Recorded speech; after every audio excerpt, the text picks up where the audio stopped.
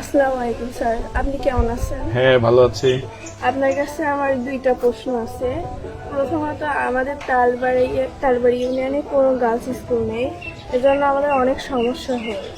আর দ্বিতীয়ত, আমাদের সমাজে বাল্যবিবাহ সমস্যাটা এখন অনেক বেশি বৃদ্ধি পাচ্ছে। আমাদের বান্ধবীদের মধ্যে অনেকের বাল্যবিবাহ হচ্ছে। এর রোধে আপনার কি পদক্ষেপ আছে?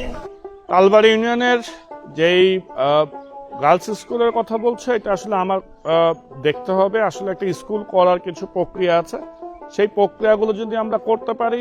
স্কুলে জমি দেওয়ার ব্যাপার আছে, যারা স্থানীয়ভাবে সেখানে যদি আমরা জমি নিয়ে যদি করার প্রক্রিয়া, যদি স্থানীয় যারা নেতৃবৃন্দ আছে তাদের সাথে আমি কথা বলে দেখব যে এইটার কোনোভাবে কোনো স্কুল করার প্রক্রিয়া করা যায় কিনা।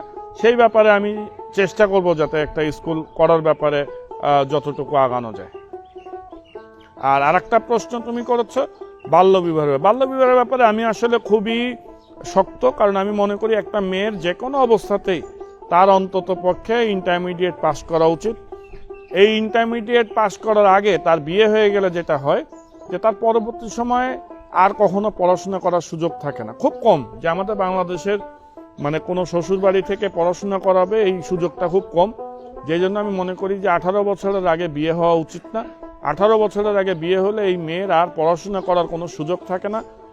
সেই কারণে আমরা চাই যে যেহেতু আইনগতভাবে আছে 18 বছর হলে বিয়ে দেওয়ার জন্য, অন্তত পক্ষে 18 বছরটা যেন বাবা মা মেনে নেন যে 18 বছরের আগে বিয়ে দিবেন না। আর একটা হচ্ছে যে অন্তত পক্ষে এইচএসসি পাস করে বিয়ে দেওয়ার, যাতে পরবর্তী সময় সে কোনো এক সময় যদি পরেও চায় যে 20 বছর পরে যে বিশ্ববিদ্যালয়ে পড়বে বা একটা ভালো কাজ করবে, তাহলে তখনও সে সেই সুযোগটা পাবে।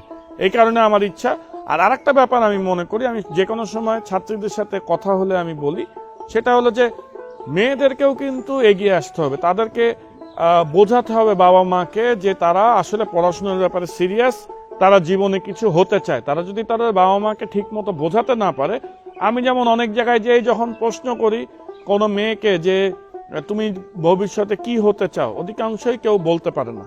আগে তোমার নিজেকে ঠিক করতে হবে যে তুমি আসলে কি হতে চাও, সেটা ঠিক করতে হবে, এবং একই সাথে সেটা তোমার পরিবারকে সিরিয়াস ভাবে বোঝাতে হবে। তাহলে তোমার বাবা মাও চিন্তা করবে যে আচ্ছা আমার মেয়ে তাহলে কিছু হবে। আমরা যখন কোনো মেয়ে যখন এই ব্যাপারে সুনির্দিষ্ট কোনো পরিকল্পনা বা উদ্দেশ্যের কথা বলতে পারে না, তখন দেখা যায় যে অটোমেটিক্যালি তখন বাবা মাও চিন্তা করেন যে এই মেয়ে তো পড়াশোনায় এত সিরিয়াস না, তাহলে একটা ছেলে পেয়েছি, তাহলে কোনোভাবে আমরা বিয়েটা দিয়ে দিই।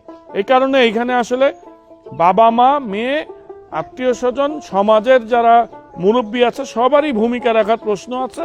এবং কোথাও যদি বাল্যবিবাহ দেওয়ার কোনো প্রশ্ন আসে, তাহলে আমি বলবো যে স্থানীয় প্রশাসনকে জানাতে, এবং কোথাও কোনো সমস্যা হইলে আমাকে সরাসরি বললেও আমি এই ব্যাপারে পদক্ষেপ নিব।